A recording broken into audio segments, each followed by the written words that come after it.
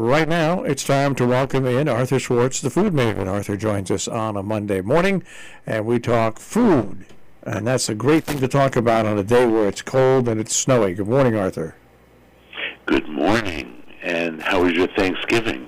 Thanksgiving was fine. It's the first year I didn't cook a heritage turkey in many, many years. Oh, yes, I know you do that. And I cooked it. Was it okay? It came out fine. I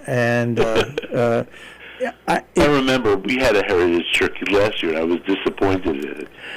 So this year we had a normal turkey. Yeah, so it came out fine, and it's not as intense a flavor. That's definitely true. No. It's not nearly as intense of a flavor, but the drippings to make gravy and stuff are so intense with a heritage bird that you have to change all the rules, because otherwise it's gamey. But with the I had a fresh killed bird from Le Bon's. I picked it up the day it was, as they call, processed, and it was fine. It was fine. So I wish they would use the word dressed. Yes, there you go. Because process makes it sound too commercial. Yes, absolutely. Well, how about your Thanksgiving? Anyway, my Thanksgiving was absolutely wonderful. There was a vastly more food than 9 adults and 5 children could eat. So everybody got to take home a lot of food. But you know how it is with me is that even though I wasn't in charge of everything by a long shot, and our guests brought dishes, and one of my niece and nephew's friends actually made the mashed potatoes when she arrived. She's an amazing woman. Anyway, I could not eat. It's like that. If I cook all day long, I just want to go out for a piece of pizza. So I didn't eat too much, and then the next day, blah, blah, blah. So it's okay. I've eaten that food before, and I was actually thinking maybe the thing that most appeals to me about Thanksgiving is stuffing, and I don't have to have a turkey to make stuffing. And in fact, yesterday, knowing it was going to be terrible weather, I prepared myself with a lot of food in the house, and among them some chicken backs rather, that were super duper cheap. I bought several packages of that and made broth. So today when I skim it, I'm going to have wonderful chicken soup fat that has risen and solidified on top, and that would be a great thing for me to make more stuffing just for myself. So we moved on. We came home from my nephew in Philadelphia, and on the way home we stopped at the Joyce Kilmer rest stop. By the way, does everybody know Joyce Kilmer was actually a man? Yes. Even though Joyce is a female name these days. Because if you stop back in the 19th century, it was often a man's name. Yeah, if you stop it and you look, they have an explanation who Joyce is. Well, I didn't have to look. I've been stopping at that rest stop my whole life, so I know who Joyce is. I shall never see a tree, blah, blah. Anyway, at Joyce Kilmer, there was a stand as you walked in selling, quote, gourmet popcorn. I'm always suspicious of anything called gourmet, but they had free samples and a lot of different flavors that I'd never noticed, and it all was going to a good cause, which is that this popcorn, the actual popcorn, and the packaging, everything about it, is done by people with autism and other disabilities. And even though this popcorn was pretty expensive, I thought, well, it was $6.99 for a 7-ounce bag, so that's pretty expensive. I thought, well, it's going to a very good cause, so I'll buy a bag. Boy, am I sorry I didn't buy a half a dozen bags, because this is the best popcorn I've ever had, and I don't like popcorn that much. I do like caramel popcorn, and that's what I bought, even though there were a whole slew of flavors, including butter, which is, to me, another one that I would like, and it's with real butter. They instruct you, by the way, to use this popcorn up as soon as within a reasonable time after you open the bag. I cut off the part of the bag that said how long it stays. But it was interesting. 80% of people, of adults with autism, are unemployed. So this employs people. So and now that I'm hooked on this, I mean, both Bob and I opened our eyes wide when we started eating this popcorn. And I must say, I would keep the bag closed until the moment you can't resist anymore, because it's irresistible once it's opened. Very large pieces of popcorn, very delicious, slightly salted caramel. In my helping of this popcorn, I only had one unpopped kernel, which I thought was great because my teeth are not up to an unpopped kernel. And there's actually a warning on the bag about unpopped kernels. So I would unquestionably buy this stuff, and I went online, and sure enough, you can get it buy it online, and the website is called popcornforthepeople.com. Popcornforthepeople.com, and it employs adults with autism. So I'm going to order some of this. You can get it in a big can, red, silver, which just looks like a can, and gold, which just looks sort of yellow, at least on the internet picture. I like the red can. You can buy them in these big cans, and in each can you can have 3 different flavors. So I'm going to order one for the family, so to speak. Well, I'll bring it down to Philly. The kids will go wild over this. I'm going to get butter, chocolate. It's dark chocolate / espresso. Now, I tasted this, and it doesn't really have a lot of coffee flavor, but I only had a little sample thing at the Joyce Kilmer rest stop, and then butter. So at $31, I have to check out the shipping. I think it's even a great Christmas gift.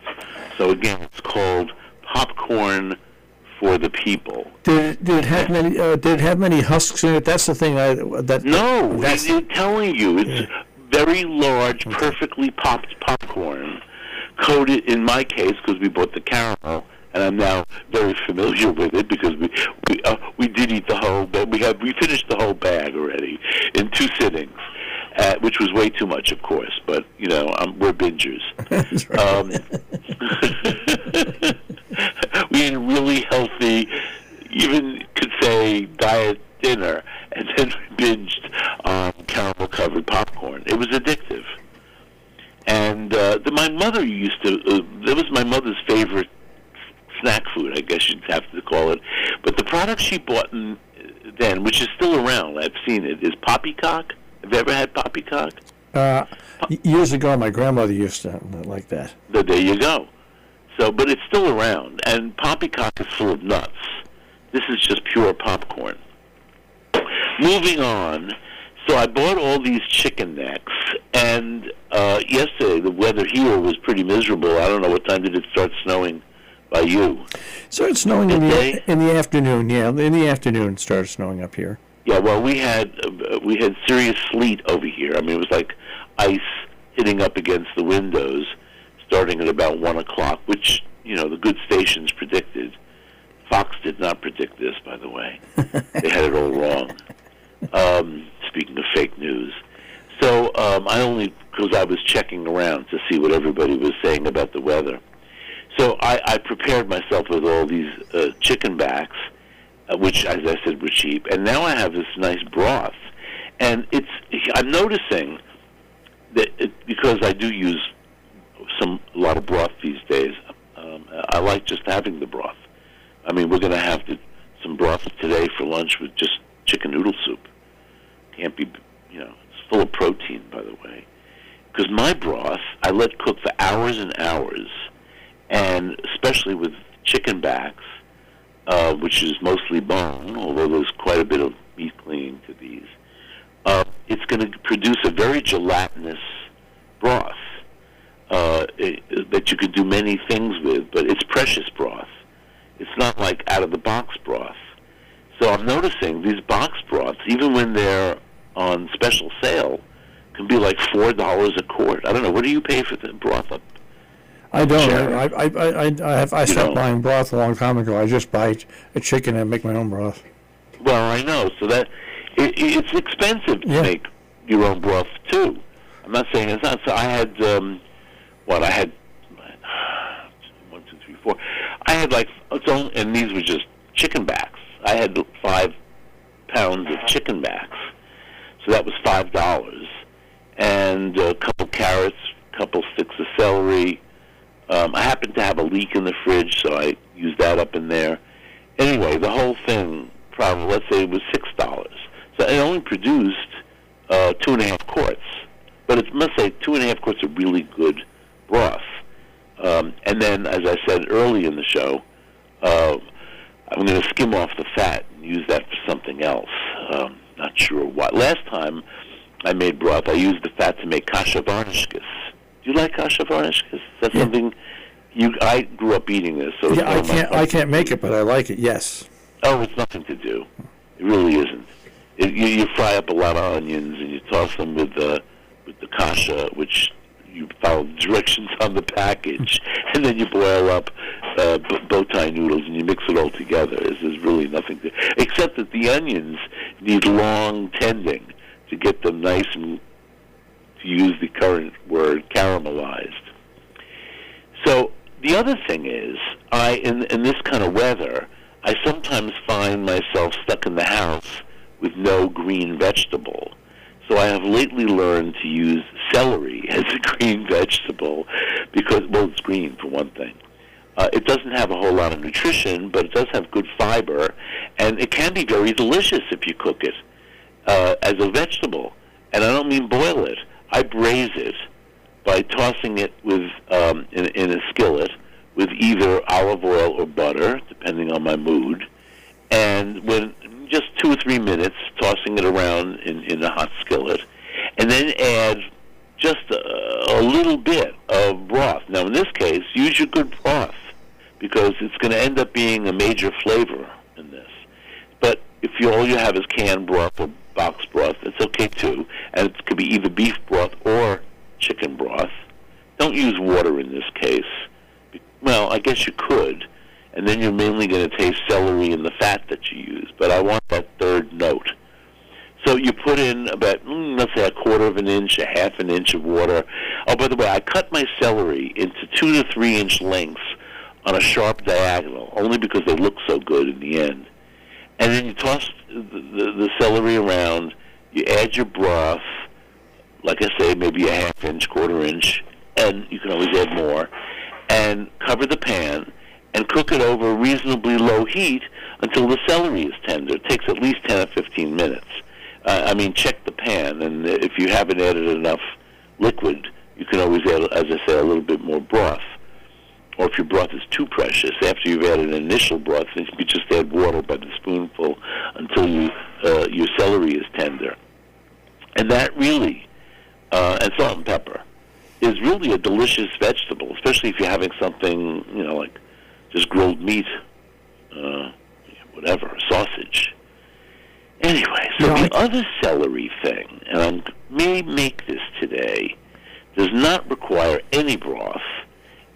It is a very southern Italian soup, except that if you look at it, it's really French-style leek and potato soup, except in this case you're adding celery. It is a soup thickened by potato, and I first had this at a very, very fancy restaurant in the hills of Avellino, in a little town called Cerbo Serpico, and it's the home of a very large and important winery in Avellino. Avellino, by the way, is just east of Naples, southeast of Naples. It's another province of Campania region, and many wonderful things in Avellino, including Feudi di San Gregorio, which is the winery. Feudi di San Gregorio is not only a very important winery for its wine, but also for its architecture, which was by a female Japanese architect who put it into the mountainside so that it looks like it's part of the mountainside. In fact, the roof over the actual cellars, where they age in oak barrels and vats, enormous quantities of wine. It's a very large winery. The roofs are gardens with herbs, vegetables, blah, blah, fruit trees even. And there is a very, very fine and refined restaurant in the winery. I don't know what the name of it is right now. It has changed. Anyway, and at this winery restaurant, where they serve only food from, the expression in Italian is zero chilometri, 0 kilometers, meaning within a kilometer of the actual place of service, the restaurant, whatever it is. You know, it's by the way an exaggeration, because I've been to zero kilometry places where in fact the whatever product is from 100 miles away, but still nearby enough.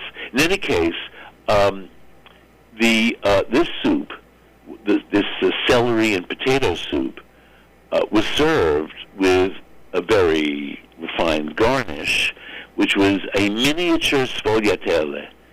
Sfogliatelle are those breakfast pastries, those crescent-shaped or shell-shaped. They're not crescent. They're shell-shaped pastries with the very crunchy, crispy pastry. In fact, there's another kind that isn't crunchy and crispy. But in this case, instead of it being filled with the sweet ricotta-based breakfast filling, it was filled with minced pork. I don't know how it was seasoned. I don't remember even. But it was something delicious and crisp. So as a garnish on top of this very creamy, smooth celery potato soup. Now, you know, celery has a lot of fibers. So, in fact, if you want it to be as smooth as a refined restaurant would have it, you'd have to put it through a strainer. I'm not sure I want to do that anymore. I have done it. I did that. And also, I'm not making pork-filled sfogliatelle, so I have made this soup a number of times. It's a soup, by the way, that was cut out from my book, The Southern Italian Table. It does not appear in the book, but it does appear still in my computer and sometimes on my table. And if you have leeks are the lily of choice. But if you don't have leeks, especially if you're stuck in the house today, onions will do. We almost all have onions. So you want about 2 cups of coarsely chopped leek or onion. And by the way, the leek should be white part. You can use a little of the light green, but be careful. The dark green gets pretty tough. Certainly if you want a smooth soup in the end, I would leave out the darker green. And saute that in about 3 tablespoons of oil. Remember, this is southern Italy, so they use extra virgin olive oil a lot, way more than butter. And saute them for at least 3 or 4 minutes until they start to get tender. And then you're going to add, and of course, put a little salt. By the way, on the note of salt when you're cooking onions, a lot of chefs on TV, I notice, are recommending that you salt your onions when you put them in the pan to saute them, to wilt them, to caramelize them. And I find doing that toughens the onions. They say it draws out the liquid, which it does, which is why it probably toughens the onions. I don't like doing it anymore. I've done this for a while, and I realize, no, I prefer no salt until the vegetable is at least a little tender. So in this case, you're going to need a lot of salt, by the way, because it's potatoes, and they, whatever. They need a lot of salt. So once you have wilted onion or leek, add a whole bunch of celery, including the leaves, washed, of course, and then coarsely chopped. You don't have to mince it or anything because you're going to puree this whole thing in the end. That's going to be about 8 cups of celery. Now, this, to me, is a great way of using up a bunch of celery because you only needed 2 ribs the day before to make whatever you were making. because it's always we use it as a seasoning and rarely as a vegetable. So after you've added the celery, keep tossing this over medium heat, the onion and the celery together now. And now you can add your potato, which for me is a pound of russet potatoes, peeled, yes, please peel them. Russets have horrible skins for boiling. And cubed, it should have about 3 cups. And add that to the pot with the onion and leek. And then water, you're going to need at least 4 cups of water, but start out with 4 cups of water. That's a quart of water. And now you can add your salt and pepper. And I would add as much as a half a teaspoon of pepper. Bring it to a boil over high heat, and then adjust the heat so that the water simmers briskly, but not ferociously, uncovered, for about a half an hour. The vegetables should be very, very tender. Now just leave it in the pot and let it cool. Now, to make a puree, you can use your blender. You can use your food processor. And you can use them to make it as smooth as you want to make it. But if you really want it silky smooth, then you're getting yourself up to some work here. You have to actually pass this through a strainer. And it doesn't pass through all that easily. So for me, it's fine to be more rustic, so to speak, and have a nice smooth puree from the food processor or the blender. I say blender.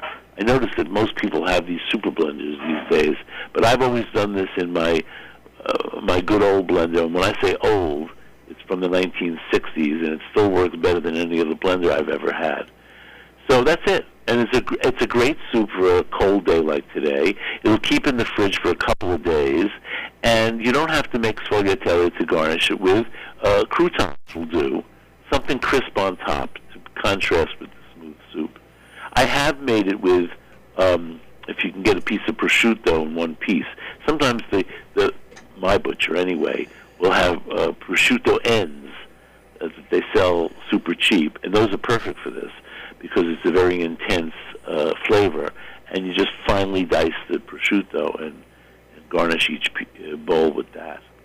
I don't think you need anything green on top, but if you feel you have to have something green, I would just go with parsley. I wouldn't go anything beyond that. You want the really delicate flavor of celery to shine through.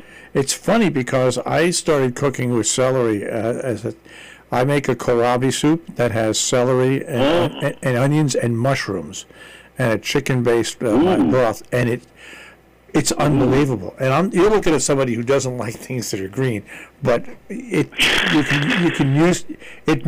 It's amazing how good. I even like when I make my chicken soup. I like to take the leafy part of the celery and chop it up really fine and put that in my chicken soup. Well, a plain vegetable soup very much appeals to me, and I have and do just dice up vegetables, carrots and celery. You don't need onion here. The carrots and celery, and just simmer them in an already prepared good broth. It's delicious. And then you could, there's your chicken rice soup if you wanted to. Mm-hmm. I don't need the chicken in it, though. Anyway, kohlrabi. I was looking for kohlrabi the other day, and I couldn't find it, either in a normal, like your everyday supermarket or my special supermarket. Maybe nobody's eating kohlrabi, so it's hard to find. Well, I get it. Leban's has a lot of it, and I love. Well, you're in a kohlrabi neighborhood. I love it. It's so great, and to throw in and to make a hearty meal out of a. I happen to love kohlrabi, and I also like another weirdo. I shouldn't say weirdo, but another vegetable you don't see much of today, which is rutabaga. Oh, yeah. Now I can get turnips, but I haven't seen a rutabaga in I don't know how long. And also, I was in the market for a celery knob, but I couldn't find that. I don't know what's going on around here. It's my neighborhood. I think we have as the neighborhood has gotten more affluent, we have fewer people who actually cook. So we have a lot of prepared foods in this supermarket, and even in my normal supermarket, there are a lot of prepared foods. Although I just changed supermarkets the other day. I'm now going to a different place regularly than I used to go to regularly, because the regularly place there has been no shopping experience where I haven't been charged more than what the sign said. Like the computer system does not agree with the signage. That's what it comes down to. Gets on my nerves. Nice. Well, and the other day I picked up something I never would have except for the price, which was bagged collard greens. I happen to be in a collard green mode lately, speaking of green things. And it was 99 cents for this, picked over already collard greens, and the leaves looked just fine. And I get to the register, and it was $3.99. Oh, man. But the label clearly said 99 cents. I was not going to buy collard greens for $3.99 a bag. I did buy collard greens, but I bought them and cleaned them up myself. All right. And by the way, the next day I met a woman in the aisle, not the next day, but several days later, maybe a week later, I met a woman in the aisles who I've talked to at the supermarket before, and she, let's say a mature black woman, and I know she's a great cook by the way she talks about her cooking, and she said, "Oh, I would never buy bagged collard greens." What were you thinking? I said I was thinking they're only 99 cents. That's right. All right. All righty. So everybody the weather's going to clear up on Wednesday, I hear. Yes. So everything will melt away, we hope. Make it till Wednesday. That's it. Let's get to Wednesday. All right. All right. Take care. Have a great week. Take care. That is Arthur Schwartz, the food maven here on The Breakfast Club on Robin Hood Radio. Underwriting support for Arthur Schwartz, the food maven, for John Andrews Restaurant on the Hillsdale Road in South Eggemont, 413-528-3467, and on the web, jarestaurant.com. Rubin's Cheesemongers and Groceries on Main Street in Great Barrington, 413-528-0488, rubiners.com. Hillsdale Home Chef, more information, 518-325-7000, hgshomechef.com.